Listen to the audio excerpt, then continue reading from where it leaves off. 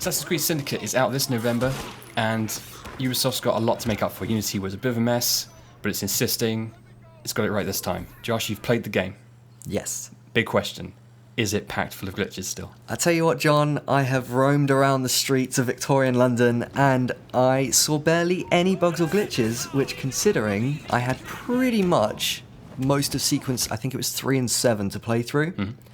That's pretty impressive, considering we're still playing early code, I guess, even though it's fairly close to launch now. And it's looking, not as buggy, not as glitchy, a little bit sort of, plain sailing from Unity. Oh, good news.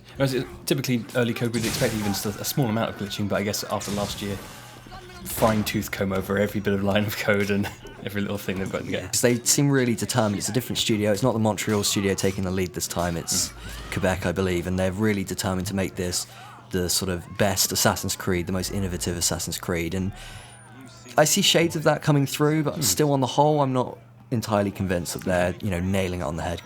So, new studio, are they bringing anything new to the presentation of the game? Yeah, so in terms of presentation, that really shines through best in the city. Okay. So, obviously Assassin's Creed's always had incredible cities from Renaissance Italy through to, Paris in the Revolution era. That was great. They all look great. But London's actually, the streets are a bit bigger. The buildings are sort of taller. You've got Big Ben and the House of Parliament. That looks incredible. But then everything else is quite small and low down, so it's weird to walk around. But then there's a lot more happening. There's NPCs everywhere. You've got horse-drawn carriages running through the streets. You climb up on Big Ben. You can see boats moving down through the Thames.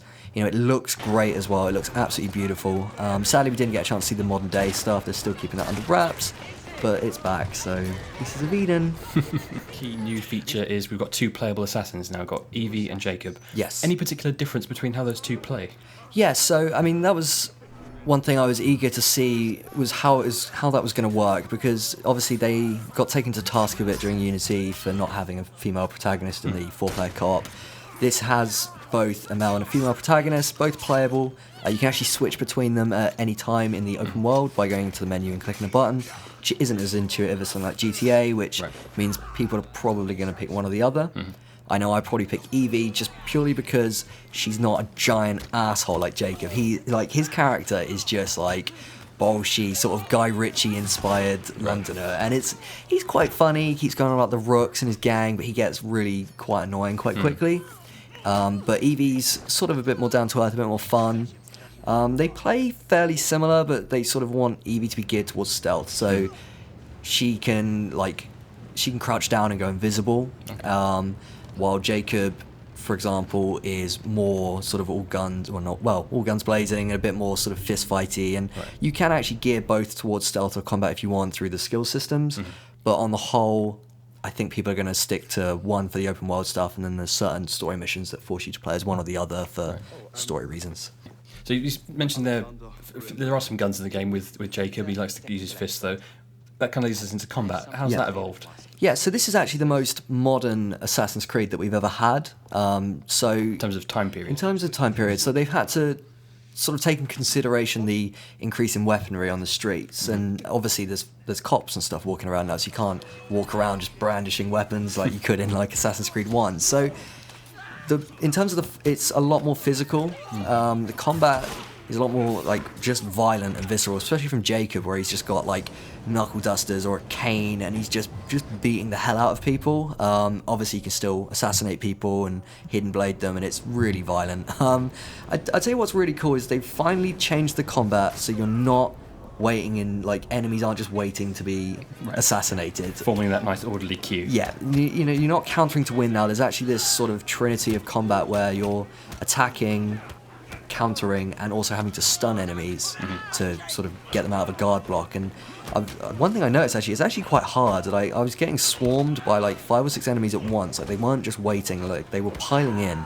It was getting really difficult at times, and in those situations, Evie can throw knives, or Jacob actually has a little pistol which you can also upgrade and get sort of new weapons and just blast people, and that basically sends people scattering and police running in. You can also shoot horses in the face during carriage chases, and you get an achievement for killing a horse, which chastises you for it, which is quite a nice touch. Oh, okay. It's not all bad then. But I mean, on the whole, I think if you've been disappointed by Unity's combat and Assassin's Creed's combat in the past, you're going to be, I think, happy with the progression here. But it's still a bit messy. You know, it's still arms going through bodies instead of stopping at the neck, and it does feel a bit weightless at times. But it's at least a bit of a challenge. It means you can't just run into fights and then expect to win. There's at least another level to Assassin's Creed now, which is really nice. I guess the last thing is, and you sort of touched this with the carriages and things, very different city London from the others, much wider roads, it's allowing for carriage combat and things like that. How has that changed movement through the game? Yeah, so they've actually done some sort of interesting things with movement. So for me, I know you've played a lot of the Assassin's Creeds, John. Movement's always been something that we've put up with. Like, the city looks great, the story's cool, and there's all these historical characters, and the movement's always been a bit weightless, and you know, and you sort of put up with it, you're like, oh, it's so ambitious. But now we've got like PS4 and Xbox One here, and you sort of expect a bit more.